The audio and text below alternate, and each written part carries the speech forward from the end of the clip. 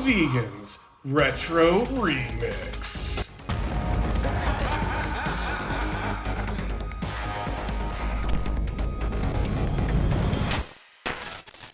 So V is for vegan and R is for Ruby. Please welcome Ruby Roth to Calling All Vegans. Thank you, guys. That was such a nice intro. So we're on your side, so we're not going to be hard on you like the Today Show or Fox News or anybody. You know I can take it. Yeah. Man, you're tough. What is your favorite letter in V is for vegan and why? Oh, that's a good question.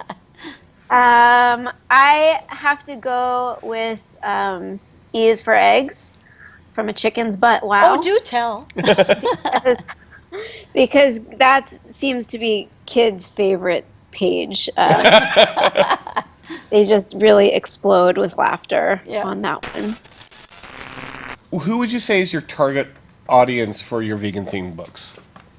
It's definitely families raising vegan kids. I didn't create it to convert anybody. If that happens because someone's interested in the shortest books on veganism. That's kind of gravy if that happens. But really these are for families who are vegan and are raising vegan kids and are having trouble finding the words to explain all the motives behind the movement and the tenets behind the movement. And I've created these picture books and use language that doesn't sugarcoat and is honest, but is also manageable for a child's capacity. Is it challenging to ensure that text and illustrations are honest, but are also maybe manageable for a child's capacity? Like, in other words, like kind of striking a balance? Yeah, I definitely played with that all through the creation of these books. I didn't want it to make it as graphic as it might be if I had just used photos. I don't think children need to be pushed all that hard. Yeah. They understand the motives pretty simply. If we're harming animals and we're harming the environment and we're doing things that are unhealthy for our body, they pick that up pretty quickly and they don't need, much. Some kids do need further proof of what goes on in the industry, but most kids don't. They hop on board very quickly. So that being said, I wanted to depict some real things that I had never seen in children's books, like bringing up the topic of animal testing. And in Vegan is Love, there's an illustration of a bunch of cages with the animals in it and a scientist with his clipboard. And the animals are sad and they're enclosed in these cages. And, some of them have little wounds or bandages tied around their legs. Mm-hmm. And that was one of the illustrations that I think major media found very controversial. But my argument was that adults are, just like you said, seeing these images with a lot more knowledge of the context. So, of course, that's what I meant. Yeah. Mm-hmm. Yeah. We see that image and we think syringes and we think pillories and, stuff that we get little bits and pieces of as we become adults. But kids are looking at this and seeing animals with ouchies. Exactly. Yeah. That's all they need to know. And that plucks their heartstrings enough. What would you say is probably the most ridiculous criticism that you received from your books? Oh, I think it's the throwing around the term child abuse. I think that's pretty intense. I think, child abuse and brainwashing. And of course. So that is, look at the statistics, the children's health statistics, and let's have a reality check about who's abusing their children, because statistically, the standard American diet is creating chronic disease and obesity and all kinds of health problems over the course of these children's lives. You never hear anyone in society criticizing non-vegans for forcing their children to eat meat, whereas vegans are always seen as kind of reckless. Right. Or you often see a news piece that's like, oh, these vegan parents convicted of malnutrition. It's like the one teeny tiny anecdote of a crazy person when most of the malnutrition are meat-eating parents, but that's not making news every day. Your fifth book, Bad Day. Yeah. That's dealing with the issue of emotions, right? And Yeah. your main character's got a unique name. Can you tell us a little bit about that and the story behind that? Yeah, Henny, it has different roots. I've seen French and I've seen Germanic and all kinds of stuff, but one of the most common translations was ruler of the home. If we as adults struggle to cope, little ones with fewer strategies in their toolkit must be really overwhelmed. Can you just tell us a little bit about Henny's bad day? Henny has a terrible, overwhelming, humiliating day, and he's feeling very reactive, and he doesn't even know what's wrong yet.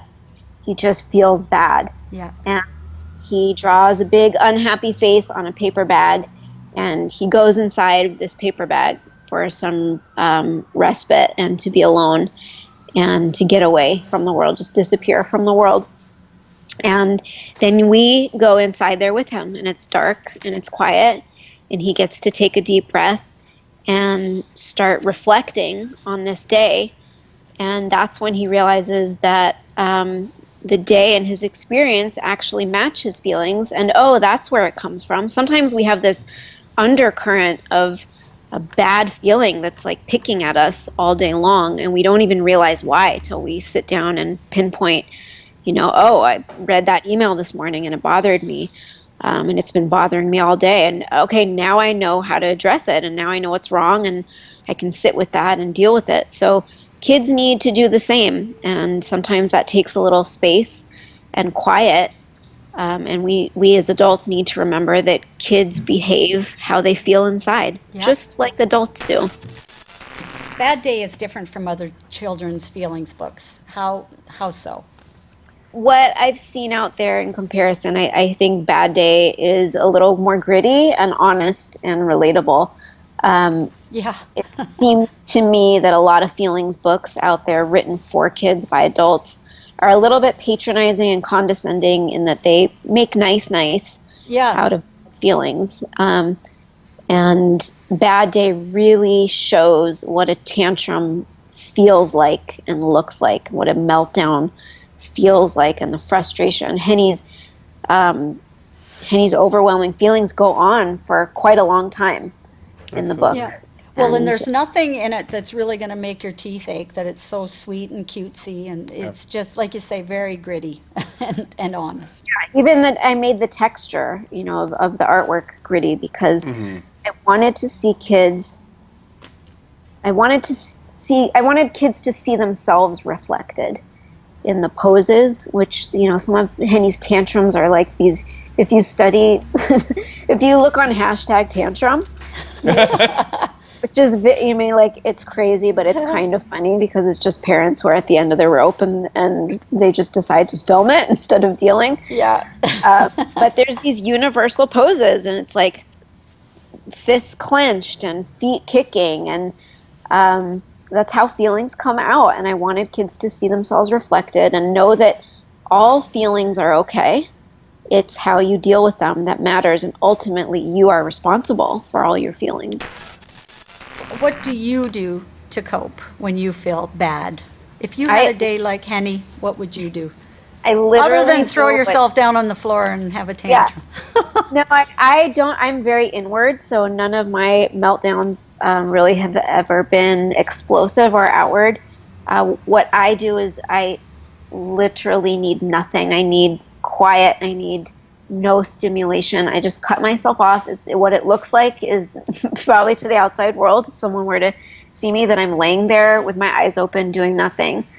But you're that processing. is my meditation. Yeah, I'm completely processing. I'm scanning my body. I'm scanning my day.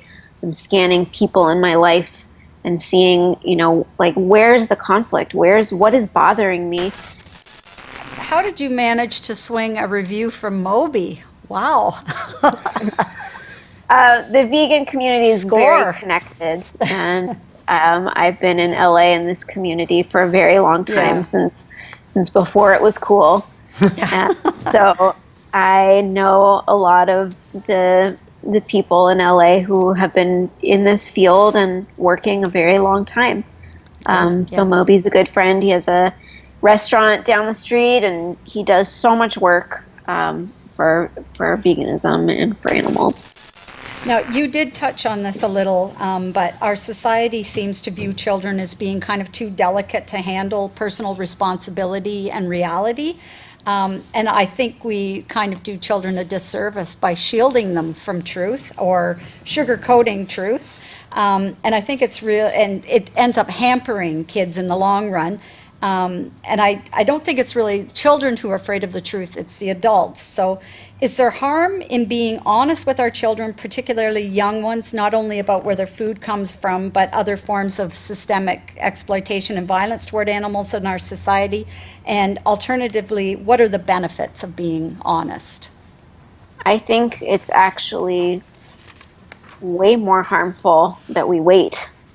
That there's some kind of hold on waiting till later to educate our kids as habits are forming already. Yeah.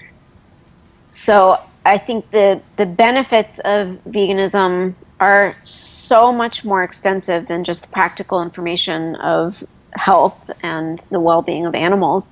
I think this having a veg education at a young age teaches you this grit and perseverance that you're not necessarily getting otherwise, because you have to build the strength in you and you have to gather the knowledge, and your family's giving you this knowledge that most other children do not have, and you have to be a strong person, and a lot of kids really are once they understand what's going on and they make a decision inside themselves that they don't want to be a part of that. And the parents are on board with getting them all the macro and micronutrients that a human being needs. And they're becoming very strong physically, emotionally, and spiritually too. So I think we're creating really strong individuals with big hearts and who are educated consumers by sharing this information at an early age. As I say in the first couple lines of Vegan is Love, we don't have to wait to grow older or for presidents to be elected. We can begin right now. So that's the message I've been spreading since that book came out in 2012, and it's more appropriate today than it's more relevant. Absolutely. Calling all vegans, Retro Remix.